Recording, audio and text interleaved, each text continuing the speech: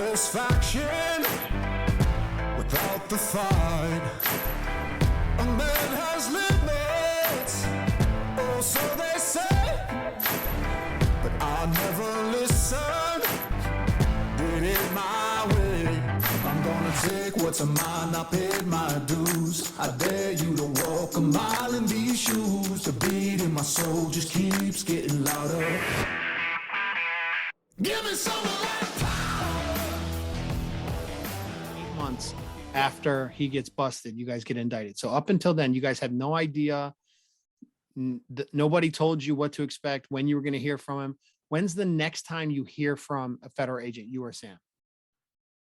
So before I got indicted, they contacted me. Personally, that was my contact. They contacted me in August, and they were like, we want you to come in. We want to ask you some questions. We want to show you some pictures. We want to get a statement from you. And I basically said, no, like, what do you want from me? Like, I don't know anything. I cannot help you. It's pointless. Like, no, I'm going to get a lawyer. And then they was like, you have a lawyer? I'm like, no, but I'm going to get one. So before that happened, I'm like fighting them off. I'm like, no, I'm not coming in. I'm not coming in. So he immediately says like, oh, so if you don't comply, then we just gonna indict you because we get more than 2 statements on you. That was his words to me.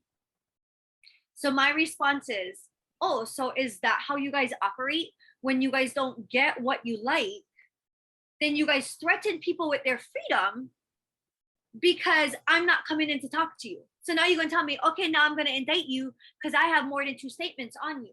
So mind you, you already had these 2 statements, but you wasn't threatening to indict me. You was asking me to come in. And because I said, no, I'm not coming in, then you threatened to indict me. So that was my demeanor at that point. I was fighting him off at that point, and that's when I said, you know what? I'm going to get a lawyer then. And they was like, oh, so you have a lawyer? No, but I'm going to get one. And that's how the conversation ended. So you really hadn't even gotten a lawyer at this point? No, because at this point, I was not involved. Even if that was my gun, because obviously they could put 2 and 2 together. Like Sam already told them it was his gun. They come here's my stupid ass telling them it's my gun. They know I'm lying at this point. They just kind of go with the flow. You know, now they call me to come in and ask me a couple questions, and I'm basically cutting them off and saying no. So now they're like, you know what, fuck off. First of all, you told me it was your gun. Now you don't want to come in and comply. Now we're just fucking you right off the top. So, and that's exactly how it happened. So does Sam have a lawyer at this point? Yeah, Sam, we retained Sam a lawyer at this point. Did you go Michael Greene? No, I did not go to Michael Greene. Had I known more, I would definitely, at this point in time right now, I would have definitely chose Michael Greene over Sam's initial lawyer right now, without a doubt. How much time passed before Sam got an attorney? I would say we probably retained her in like April or May, somewhere around that time. March, April, May. I honestly cannot remember. But it was literally, it was weeks. No, it was like months or so. Yeah. So you went months, no attorney. Yeah. Because we had no experience in this. We had no idea what the fuck to do. They said, okay, well, be in touch. You know, like not knowing what the fuck is happening. Then I'm like, remember I told you about Sam's personal drama with his baby mama. So I end up hiring this attorney for Sam based on Sam's friend's recommendation of this attorney. Hey, she can help you in federal and she can help you in custody. So we retain her for both issues. 2 for 1. 2 for 1. Biggest mistake of our lives. So you had a discount attorney. Nothing discounted about it, but definitely not satisfied with the worth or the work ethic that she produced. So Sam gets this first attorney months after he gets arrested. So we're talking April, May, Yeah. June, I something honestly like that. want to say it's April. I'm more Okay. confident in saying it's April. So let's say April, he gets an attorney. It's been 2 months since he's been arrested for a Class A felony. He goes 2 months, then gets an attorney. You aren't even thinking that you're involved, right? Yeah. No. So you're just trying to be there for Sam. You guys are trying to plan. You're trying to Yeah. prepare. You're trying to fight for Sam. You're trying to make sure. That's what it is. And you're helping. It's just one So target at this point. It's Sam. I retain the lawyer. I'm at all the meetings. I'm just trying to be the extra ear for him in case he's missing something. I'm taking notes. Like, I'm just truly being a support system for him at this point. So October rolls around before you get indicted. Well, August comes, I have the conversation, right? Then October comes. Okay, so August comes, they call you, and what do they tell you? That they want me to come in and talk, right? And that's when you're like, no, Yeah. let me Mhm. talk to my attorney. And that's when they say, okay, then we just gonna indict you then. Mhm. And this is Department of Homeland Security. Yes. That's in August. You don't go in. Don't go in. So they don't indict you right away. No. They indict me 2 months after that. Okay. And at that point, what did you do when they called you and said, we want you to come in? What were you thinking? Were you thinking, why do they want me to come in? Or at that point, he threatened you I'm with thinking like indictment. they want to clarify some information. I'm thinking they want to clarify some information, and at this point,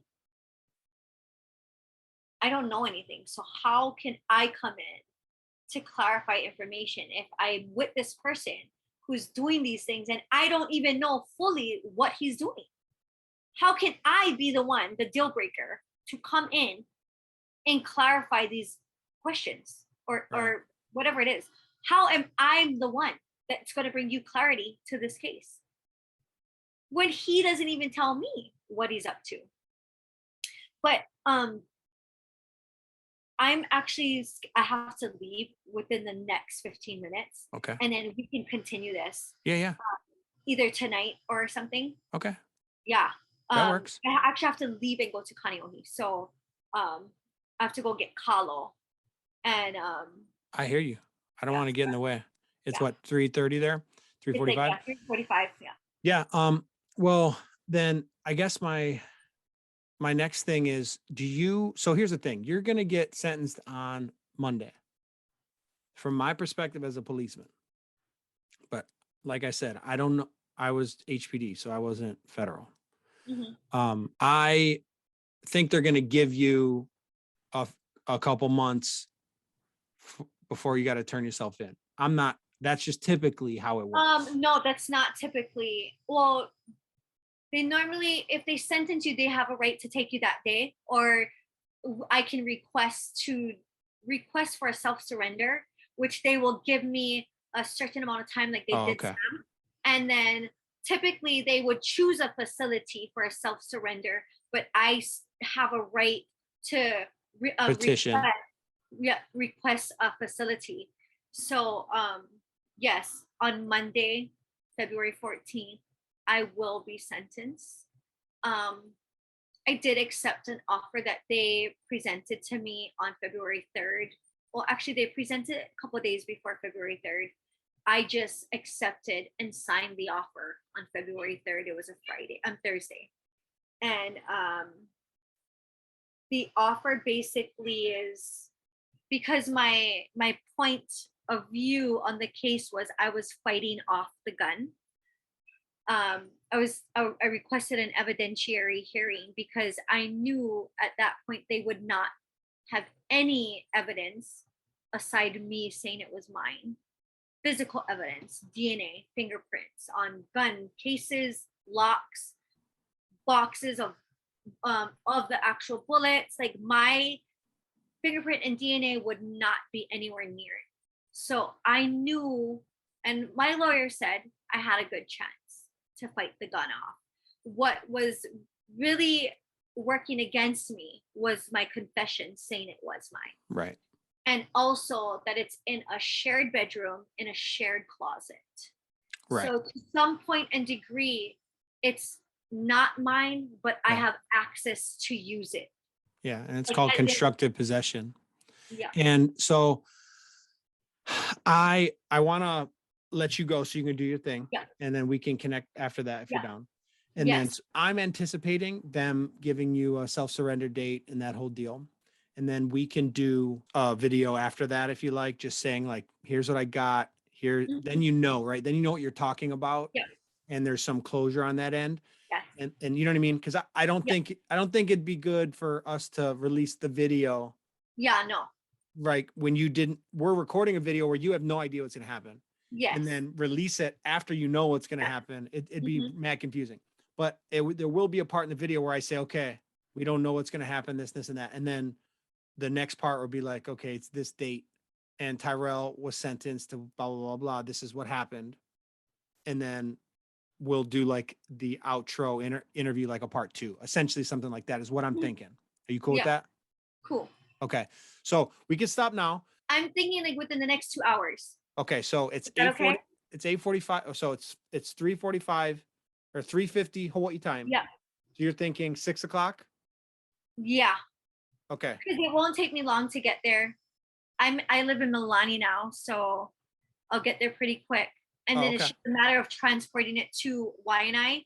And then I'll probably do the rest of the interview there Oh, at okay. the shop. Okay. And then Yeah. you, all right. So bring whatever you got to bring. If you think you need a light or whatever you No, got to do. it'll be in my shop. So I have light, Oh, air cool. conditioner, chargers, all that. Sweet. And then, just hit me up, take down my number. Okay. I'll give you my cell, Okay, go ahead. 808. I And just put it in our chat, so it's gonna go into Okay, your cool. chat. Yeah. Okay. And then, send me a message and then this way I'll get it. Cause Okay, until cool. it's like 8:50. I'm going to put the babies to bed. Yeah. So my kids will be to bed and we'll be good to go. Perfect. Cool. All right, Thank you Tyrell, be so much. safe. And then hit Yeah, me up. you Let me too. know. Keep me updated. Okay. Yeah. All right. I Shoots. will. Okay, bye-bye.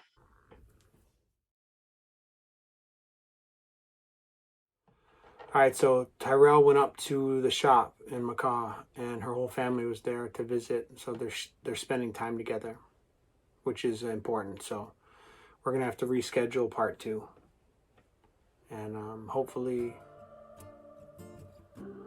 we can finish up because there was still a lot. We're about halfway through. But we'll see how things go.